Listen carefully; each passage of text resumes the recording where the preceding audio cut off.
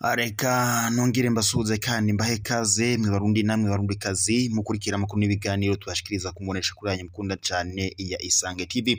Ndabahaye mwaramutse, abandi ndabahaye mwiriwe bivanye naho muherereye. Niteka n'umunezero ntangere byo gusubira kubana namwe banywanyi mukurikira amakuru n'ibiganiro tubashikiriza kuri yimunesha kuri yanyu mukunda cane ya Isange TV. Ndabateye yambu mwese mudukurikira muri ijya nino hatandukanye. Tugarutse rero muri iki gitondo tubazaniye amakuru menshi haba muri politiki haba n'umutekano, iperereza ndetse n'indero nandi yose yabatandukanye abarundi n'abarundikazi muba mwanyegejwe muri iki gitondo. Rero n'amakuru menshi cyane tuzindukanye nayo, turanyarukira mu mutekano, turabire makuru ajanye n'umubano, turabire hamwe amakuru ariko aravugwa hagati y'u Rwanda n'u Burundi. Perezida w'u Burundi Evariste Ndayishimiye ubwo kwigenekerezo rya 11 Ruhuma umwaka wa 2025 yagendera intara ya Kirundo yashikirije amajambo y'agacamutwe ndetse abarira abarundi ko ngo u Burundi atari nka Repubulika iharanira intwaro rusange ya Kongo ngo yananiwe ngo kugwanya imigwi yitwaje ibigwanisho. Yasiguye aya magambo acavuga ko ngo abarundi batazopfa nk'impene nk'abo muri Repubulika iharanira intwaro rusange ya Kongo. Perezida w'u Burundi ubwo nyene yagarukaga kuri iyi ngingo yaciye ayishimikira ko abarira abarundi ko ngo bagomba kogamagaze bakarikanura, ndetse yaciye ababarira ko ngo yiteguriye intambara hagati y'u Rwanda n'u Burundi. Acabwira abanyakirundo ko ngo bagomba ngo guha isiguro u Rwanda ngo yimvo y'ijambo Kirundo. Nyuma y'ivyo rero yabicaga mu marenga agira agaragaza ko ngo hoba hari nyene intambara agira agabishe mu Rwanda. Nyuma yaho rero bidatevye twaciye twumva amakuru yo mu kinyegero ko abasuda b'u Rwanda baciye binjira mu Burundi mwibanga ntangire. Nyuma yaho rero intambara yaciye irota mw'iri joro, gusa amakuru twahawe n'amasoko yacu yatubariraga ko ngo abasoda yitsinze ku Rwanda baciye basika gatwe. Muyandi makuru kandi nuko kuri ubu ngubu nyene bivuga ko perezida w'u Burundi Evariste Ndayishimiye yoba yimanukiye ku rugamba rw'imirwano, ndetse ngo abasoda yitsinze ku Rwanda baba bamaze kuhasiga gatwe. Nishavu ntangere rero ku banyarwanda. Turaza ndetse no kurabira hamwe mu yandi makuru ariko aravugwa ko wari umushikiranganje wa mbere w'u Burundi Arengiyome Bunyoni. Kuri ubu amakuru twaronse nuko kuri ubu yaba yamaze kuva mw'ibohero, aho yarafungiye mw'ibohero y'Igitega. Arengiyome Bunyoni akaba ari we yari yakaba nyene yari umushikiranganje wa mbere w'u Burundi. Nyuma yaho yadutabwa mu mvuto yagirizwa amabi menshi atandukanye ngaha mu Burundi. Murabizi neza ko hari ivyo yagirizwaga nko kuba yaratutse umukuru w'igihugu c'u Burundi Evariste Ndayishimiye, ndetse hari nandi makuru menshi yamuvugwaga ko nyene amabi menshi nko kuba ngo yaranyuruzaga itunga ry'igihugu. Ibyo byose rero byatumye atabwa mu mvuto. Gusa gushika amagingaya amakuru duhawe n'amasoko yacu mubegera mu gasho ngaho Igitega batubariye ko kuri ubu Arengiyome Bunyoni yamaze gusohoka agasho, ndetse ngaciye asaba ikigongwe umukuru w'igihugu c'u Burundi Evariste Ndayishimiye. Gusa abandi baciye barabira kure ibiriko birabera mu Burundi, baciye bavuga ko kuri ubu Evariste Ndayishimiye ngo yoba gowe ku kigero ntangire. Bivuga ko uyu nyene Arengiyome Bunyoni akimara gusohogwa ibohero aciye ajya kuraba umushikiranganje, aciye ajya kuraba umunyamabanga mukuru w'umugambwe SNDD FDD Reveriyano Ndikuriyongo ku Kigandaro, ndetse aciye ajya nyine aciye ajya kuraba ikiziga c'uyo munyamabanga mukuru w'umugambwe SNDD FDD. Aciye rero ngo ahakura ishavu ntangere. Bakumye babandanya rero mu makuru duhawe n'amasoko yacu atubarira ko kuri ubu Arengiyome Bunyoni ngo nyuma yuko asohotse ibohero umuryango wiwe ngutangiye gushakishwa n'iperereza mu Burundi. Arengiyome Bunyoni bivuga ko ngo yoba aciye yurira indege agaca yigira mu bihugu vyo hanze. Umuryango wiwe ngo kuri ubu ngubu uciye rero utangira kudodoberezwa n'iperereza ngaha mu Burundi.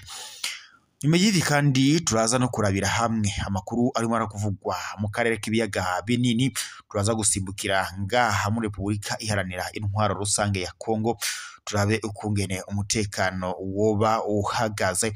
Amakuru turonkejwe n'amasoko yacu avuga ko Minisitiri wa Afrika y'Epfo atangaje ko ngo bagiye guha isomo rikomeye igisoda ca M23 yabishimikiye ku ngingo yo kuba nyene abasoda ba Afrika y'Epfo bacika 14 baraguye mu ntambara nyene yariko irahuza umugwi wa M23 ndetse n'igisoda ca Kongo FARDC nabo bafatikanyije guhangana n'uyu muhari wa M23 harimo ingabo z'u Burundi, ingabo za SADC, imigwi yihurije mu cyo yise Wazalendo ndetse n'umugwi wa FDLR. Ni urugamba rero rwasize abasoda 14 b'igisoda ca Afrika y'Epfo bahasize agatwe.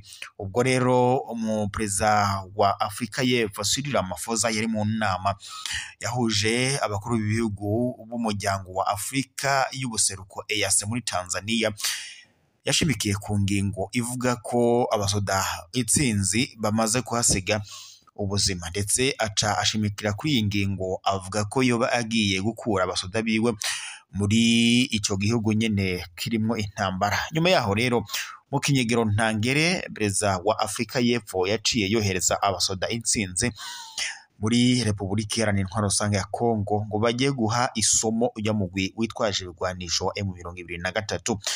Minisitiri rero wa Afrika y'Epfo yashiye ashimikira kuri iyi ngingo atangaza ko ngo witwaje ibigwanisho wa M23 ugiye guhabwa isomo rikomeye, ngo avuga ko abasoda 14 b'igisoda ca Afrika y'Epfo baguye muri imigwano ngo bagomba ngo kwishyurwa. Yavuze ko rero ngo igiciro cyangwa se ikiguzi c'abasoda 14 ba Afrika y'Epfo ngo baguye muri Repubulika Iharanira Intwaro Rusange ya Kongo nyene bagandaguwe n'uyu mugwi witwaje ibigwanisho M23. Ubwo nyene uyu mugwi wa M23 wagabaga igitero ugira ufate umujyi wa Goma ndetse n'ikibuga c'indege ca Goma, nibwo nyene aba basoda 14 ba Afrika y'Epfo baciye bahasiga gatwe. Kuri ubu rero Minisitiri wa Afrika y'Epfo yasiguye ko ngo ico gitigiri c'abasoda baguye muri Repubulika Iharanira Intwaro Rusange ya Kongo ngo agaciro kabo ngo kazokwishurwa n'uyu mugwi witwaje ibigwanisho wa M23. Aba basoda biramaze iminsi hari amakuru twabaronkeje twabasiguriraga mu matoza twakoze. Afrika y'Epfo yari imaze iminsi mu kigandaro c'abasoda 14 nyene bari baguye muri Repubulika Iharanira Intwaro Rusange ya Kongo muri urwo rugamba. Reka rero turabire hamwe mu makuru y'uburyo bw'idonido kubijanye n'amakuru y'umutekano ngaha mu karere k'ibiyaga binini, maze turabire hamwe uko umutekano ubuhagaze hagati y'u Rwanda ndetse n'u Burundi nyuma y'uko umukuru w'igihugu cy'u Burundi agendeye nyene intara ya Kirundo, ndetse ubwo yashikirizaga ifashanyo abanyagihugu ba Kirundo bivanye n'amapfa bari barahuye nayo. Nyuma yaho nyene yababariye aca abasigurira ko ngo batagomba kuryama ngo basinzire, ahubwo ko ngo bagomba kurikanura ngo hari umwasi bari bafise ngaho nyene Ikirundo ndetse no mu Burundi muri rusange. Iyi ngingo yayishimikiye ko agira yumvikanishe ko umwanzi atawundi ari u Rwanda, ndetse atabarira abarundi ko bagomba kurikanura. Ngaha rero yaciye asigura ko ngo ijambo Kirundo ryoba rifite insiguro, ndetse abarira abarundi bo ngaha mu Kirundo ko ngo u Rwanda igihe cose gohirahira rugatera Uburundi ngo bazoca babasigurira ijambo Ikirundo iyo byavuye. Ijambo Ikirundo rero bivugwa ko ngo hoba hari abasirikare itsinzi b'u Rwanda baguye ngaha nyene mu Kirundo. Perezida rero w'u Burundi ashimikira kuri iyo ngingo yagira yumvikanishe ko ngo hoba nyene intambara yose u Rwanda rwateza ku Burundi bazoca n'ubundi ngo bongera bakabagenza nk'uko bagenje abo basoda b'u Rwanda ngaho mu Kirundo. nyuma yaho rero amakuru twaronkejwe n'amasoko yacu atubara ko kuraya muri ico gitondo imigwano yari yaraye ibera ngaho mu Kirundo, abasoda b'u Rwanda itsinzi ngo bahasize agatwe ndetse ubu ngubu ari ishavu ntangere ku banyarwanda. Hama rero leta y'u Burundi ihagarariwe na Evariste Ndayishimiye kuri ubu ngubu ngo urugamba rwazindutse ngaho nyene mu Kirundo ndetse abasoda itsinzi b'u Rwanda bahasize agatwe. Reka rero tubandangirize amakuru yacu n'ubundi kwirimo aravugwa ngaha Gitega. Wari umushikiranganje wa mbere w'u Burundi Arengiyome Bunyoni kuri ubu ngubu bivuga ko yasohowe ibohero. Nta yandi makuru ariko aracicikana ku mbuga ngurukana bumenyi haba ngaha mu karere k'ibiyaga binini. Inkuru ihari nuko wari umushikiranganje wa mbere ariwe Arengiyome Bunyoni yaba yamaze gusohorwa ibohero ndetse kuri ubu ngubu yamaze gutaha. Gusa amakuru turonkejwe n'amasoko yacu atubariye ko Arengiyome Bunyoni kuri ubu ngubu yamaze guca ajya kuraba ikiziga co wari umunyamabanga mukuru w'umuganga CNDD FDD Reverien Kuriyo iyo agwa nyene yo i Dubai.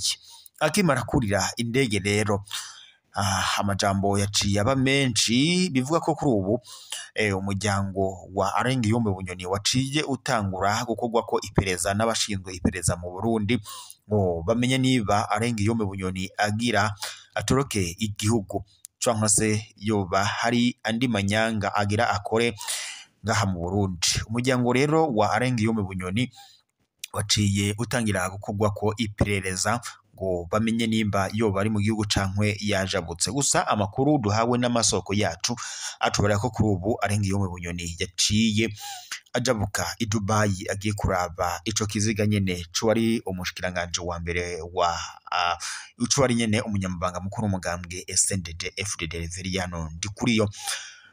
Ngayo rero amakuru turonkejwe n'amasoko yacu. Arengiyome Bunyoni yavuzwe mu mabi menshi mu Burundi, hoba kuwareza igufa ndetse no kunyonora amatungo y'igihugu. Hari amakuru twaronkejwe n'amasoko yacu atubara ko Arengiyome Bunyoni mu byo yagirizwaga harimo no gutuka umukuru w'igihugu c'u Burundi Evariste Ndayishimiye. Bikavuga ko ngo yoba yaragaragaraga aho yashikaga mu bice bitandukanye mu ntara zitandukanye ngo bamufata nk'umukuru w'igihugu kurusha nuko bafataga perezida w'u Burundi Evariste Ndayishimiye. Ivyo byose rero vyateye ishavu ntangere umukuru w'igihugu ndetse biza no kuba imvo yatumye uyu Arengiyome Bunyoni wari umushikiranganje wa mbere w'u Burundi atabwa mu mvuto. Aribwo nyene yaciye asubirizwa n'umushikiranganje wa mbere ariwe Gervais Ndirakobuca kuri ubu ariwe aramutswa ico gisata. Hama rero kuri ubu rero Arengiyome Bunyoni nyuma yuko atawe mu mvuto kuri ubu amakuru turonse nuko yaba yamaze kurekugwa mu ibohero aho yari ngaho Igitega. Reka rero tuzozerere amakuru yacu kuyari ko haravugwa muri Republika Iharanira Intwaro Rusange ya Kongo. Muri Republika Iharanira Intwaro Rusange ya Kongo kuri ubu Minisitiri wa Afrika y'Epfo yasiguye ko ngo kuri ubu ngubu ngo umugwi witwaje ibigwanisho wa M23 woba ugiye guhabwa isomo ntangere. Ibi rero yabishimikiye ko ubwo nyene yari mu kiganiro aca avuga ko ngo abasoda itsinzi ba Afrika y'Epfo baguye nyene mu ntambara bari bahanganyemo n'umugwi witwaje ibigwanisho M23 ngo ugomba nyene ngo bigomba kwishurwa na M23. Minisitiri wa Afrika y'Epfo yagize ati turashaka twigishe M23 yishe abasirikare 14 bacu.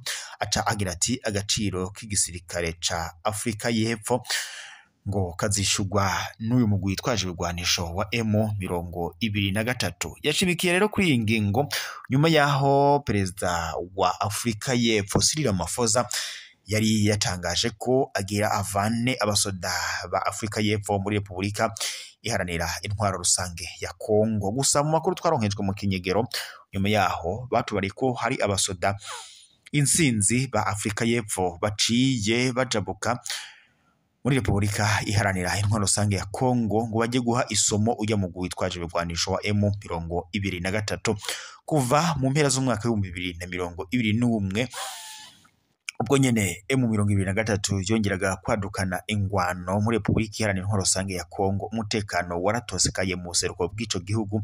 Umugwi witwaje ibigwanisho wa M23 kuri ubu uramaze gufata ibice uduce dutandukanye muri Repubulika Iharanira Intwaro Rusange ya Kongo. Umugwi witwaje wa ibigwanisho wa M23 leta ya Kongo yakiriza Kongo woba ufadikanya na leta y'u Rwanda. Ivyo leta y'u Rwanda idahengeshanya guhakana yivuye inyuma ikavuga ko ataho ihuriye n'umugwi witwaje ibigwanisho wa M23. Kurundi ruhande kandi leta y'u Rwanda nayo yagiriza leta ya Kongo gufatikanya n'umugwi witwaje ibigwanisho wa FDLR. Uyu mugwi wa FDLR ndetse unavugwamo abaseze bagize uruhara mwihonya bwoko ryakorewe abatutsi mu Rwanda mwaka w'1994.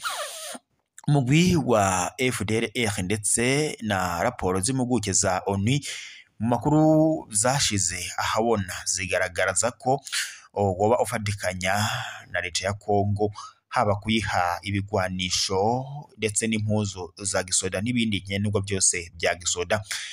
Gusa nkuko nyene n'ubundi iyi raporo y'impuguke zaho ni ishira ahabona mu makuru twari twaronkejwe n'amasoko yacu ngaho muri Repubulika Iharanira Intwaro Rusange ya Kongo, hari urugamba rwari rwahuje nyene FARDC ndetse n'igisoda ca M23 ndetse umugwa M23 ndetse na FDLR. Abasoda ba FDLR bari bakomeretse bavuga ko indege ya gisoda ya FARDC yaciye ibajabukana ibajyana mu bitaro vya gisoda muri Kongo nyene kuvurirwayo.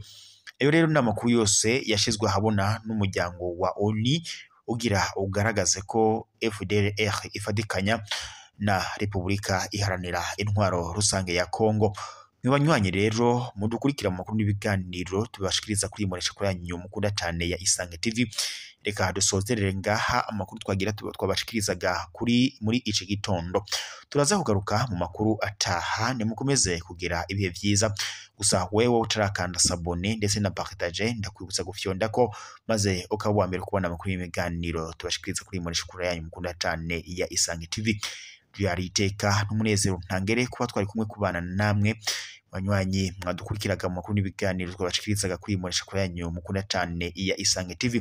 Turaza gusubira mu makuru ataha, turaza kubandanya tubakorera amatohoza kubijanye n'irekugwa rya Arengiyome Bunyoni aho nyene yari mu gasho ngaho Gitega, ndetse no mu makuru avuga ko kuri ubu yaba yamaze kwishikira i Dubai aho nyene ikiziga ca Reveriyano Ndikuriyo kiri ngaho muri Moruge. Turaza kumenya imvo n'imvano y'icatumye nyene yishikira Arengiyome Bunyoni yishikira ngaho i Dubai n'ivyamujanye. Nimukomeze rero kugira ibihe byiza, turaza gusubira mu makuru ataha.